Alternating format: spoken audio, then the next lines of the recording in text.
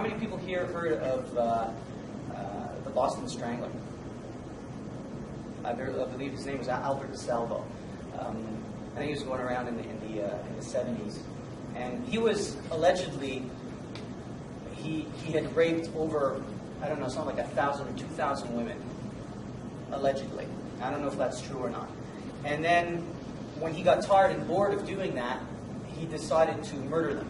And he did that by strangling them. And what he would do is he'd get behind them with a rope and put a rope around them and strangle them. And then he'd have sex with their dead bodies. Okay? Now, I think before he got caught, he raped and murdered, I think, 12 or 13 women. And this guy, Albert DeSalvo, psychopath that he was, also, he was in the army. He was a boxer. He was a boxer in the army. And he was a rapist and a serial killer. And then one day he got caught. And what's interesting is that how many of you here think that you could defend yourself against Albert DeSalvo? Against the Boston Strangler, against Albert DeSalvo? Raise your hand. Yeah. Enough to run? Enough to survive, yeah. I mean, how many of you think you'd survive? Yes. I like you. That's great.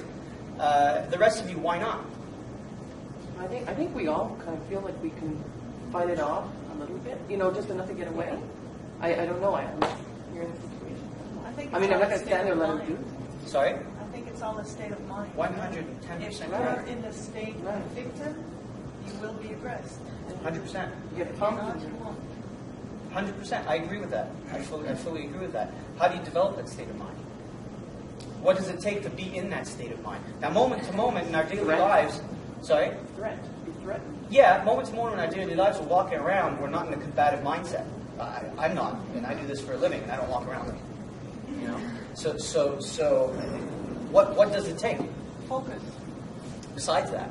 Self-esteem. Confidence, self-esteem, paranoia. Well, paranoia? Who said paranoia? It takes paranoia. You gotta be paranoid. Yes and no.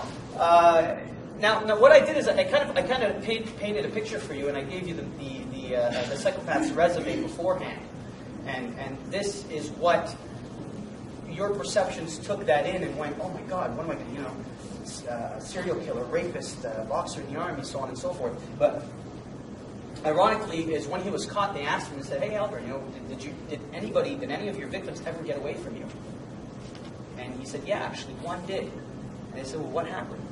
And he answered, well, what he did is something along this extent, is he got behind one of his victims, and he put his hand on her mouth like so, and he was going to drag her behind, and what she did is she bit his finger really, really hard, okay? And she bit his finger so hard that he got scared and he ran off. He took off. So it didn't take much, did it? Here's a guy who allegedly raped and murdered I don't know how many people. He was in the army and so on and so forth. But a woman bit his finger, he got scared and he ran.